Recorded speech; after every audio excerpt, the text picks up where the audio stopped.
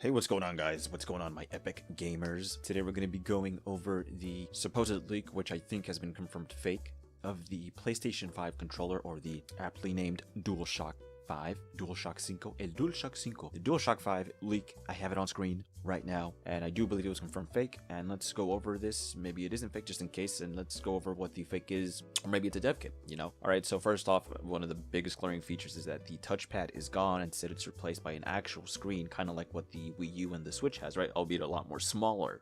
I don't really see the point in this, primarily because I think battery life would be drained at a higher rate than normally on a DualShock 4. And if you guys remember the Wii U, that the tablet itself didn't have the longest battery life because of the whole screen it had to do.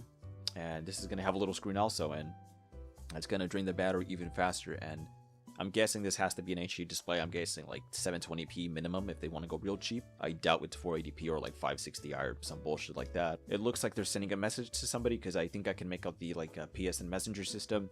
It says enter a message, and it has a little clip art for the attachments and the little smiley face for the stickers and emojis you can put on the PlayStation messaging system. So that's what that little screen is right there. And also, when you're talking about screens on controllers and stuff, new features just add more of a higher price and a lot more to repair and a lot more complexity to the whole unit as itself. First, controllers were just controllers. Then controllers got analog sticks. Then they got pause and, start menus. Well, not start menus, buttons. Then they got the home button, PSN home button. Then they got the PS Share button. Then you have the Rumble pack, and now you're gonna have the little touchscreen right there. I don't really think it'd be the most enjoyable experience to play, I don't know, Call of Duty on that little 4-inch screen. I don't know how big that is, but it doesn't look that big, to be honest with you. And I don't know, I just don't see the point why they put the touchscreen there. I think the touchpad works fine, but maybe they'll implement it in a really cool way. But for me, I'm not really feeling the touchscreen. I think that's just kind of a lazy, quote-unquote, way to innovate. I think, slapping on a touchscreen, calling it an innovation, kind of the easy way out for Sony, kind of like ripping off the Switch, but not entirely, because, well, it's way too fucking small to be played on. I think it looks cool. I think it looks awesome, having a touchscreen on your controller. Whoa, futuristic, right? Like, that is next-gen gaming. But when you look into it, you start to realize, battery life is probably going to suffer. And, you're going to have to be extra careful with your fucking controllers. Like, oh shit, I randomly threw it on the couch and now it has a freaking dent on the touchscreen. I cracked it. Oh man, it's going to cost a lot of money to replace. Better just buy a new one. And then you also have to factor in how much the touchscreen is going to add to the final price of the product, DualShock 4 controller right now is like $69.99, no pun intended. And adding a touchscreen, I think it's going to be even more expensive, like maybe $90. That could be a thing. We could be paying $100 for these controllers, which is way too fucking high in my opinion. The $100 mark, it's just too high for a controller. Your controller shouldn't be reaching that much of a high price point, and that's another thing you got to take into consideration, the price point. Adding the touchscreen is only going to jack up the price. But enough of the little touchscreen right there. We're going to move on. Your face buttons are pretty much the same classic PlayStation buttons: triangle, square, the X, and you have the circle. Your standard affair for a DualShock controller. Your PS home buttons right there in the middle, as always. You have the analog sticks right there. They don't look that different. They look like regular analog sticks to me. And you have what I'm believing is the one on the left-hand side, the button at the upper corner is the PS Share button, I'm guessing, and the one on the right side is the start and pause button, I guess. That's my best guess, because there's no indications on the actual controller what those buttons actually do. Now, if you look closely right next to the touchscreen, on each side there's little slits right there. What could those be? I'm guessing perhaps a front-facing audio system, probably, that's coming from the controller. The PS4's DualShock 4 has you can get audio from that controller as well, but I don't think it's coming up from the front, or maybe it is, not sure. But from what I can tell, these look like little speakers right next to the touchscreen unit, so either that or little venting, cooling slits right there so the controller can breathe. I'm guessing because of the touchscreen and the battery, it's going to take a lot more power compared to what the DualShock 4 has, from what I think, because you're adding the whole touchscreen mechanism to it, and logically you're going to need more power to run it, because it's a screen that's going to be turned on 24/7, right? It's a lot more different than just a little standby light that the DualShock 4 has. And the bottom of the control now, typically in the DualShock 4, there's kind of like a big, huge empty space near the bottom, and there's nothing really there. And right here looks like they filled in that gap right there. Also, if you pay close attention on the bottom, there is a headphone jack right there. So Sony, you know what you're doing.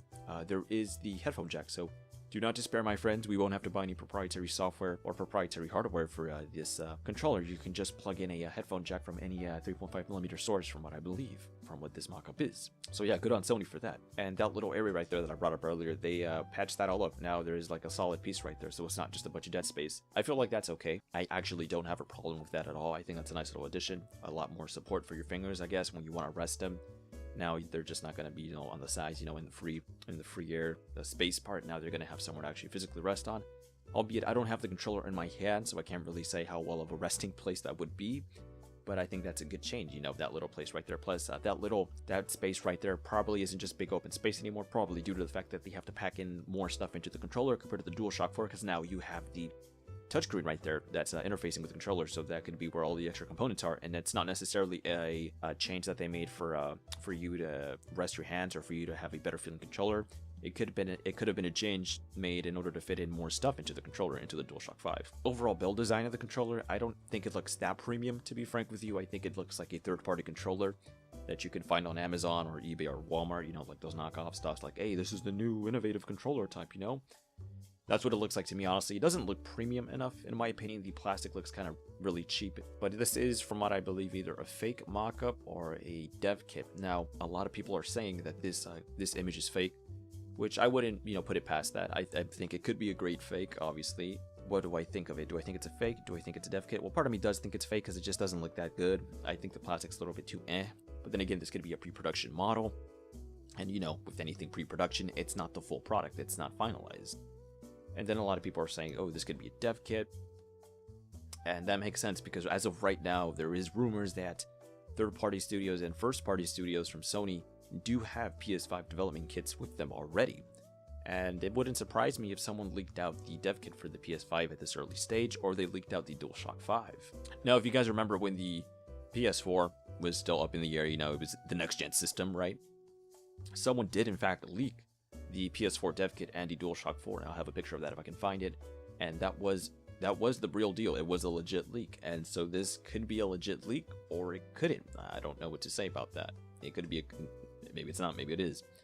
And also at the very top, it looks like you have a little USB connected into the controller, probably for charging purposes, or possibly it could be for connectivity wise, because this could be a dev kit and they could have the wireless Bluetooth turned off for this dev kit. You know, maybe they're still figuring that stuff out. You have the triggers at the very top, you can barely see them, and you have the little fake D-pad, as I like to call them, the directional arrows on the left-hand side of the controller. Not a bad-looking design overall. I'm not saying it's garbage. You know, I do prefer the offset sticks of the Xbox-style controllers. I definitely like that setup better.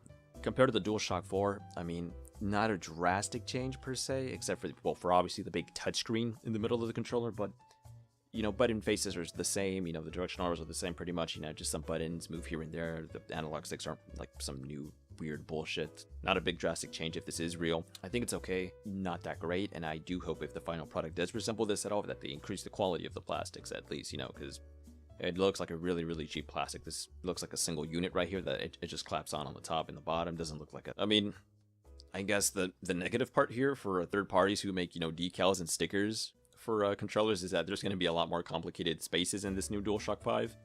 So yeah, they might not like that at all, you know, so those companies, those decal companies are probably not liking the design right now. They're going to be wasting more money printing out the decals now. But yeah, let me know what you think of this new, quote-unquote, DualShock 5 controller that's been, quote-unquote, leaked on the interwebs. In the comment section down below, as always. Thanks for watching, everybody, and as always, take care, and I'll see you guys next time.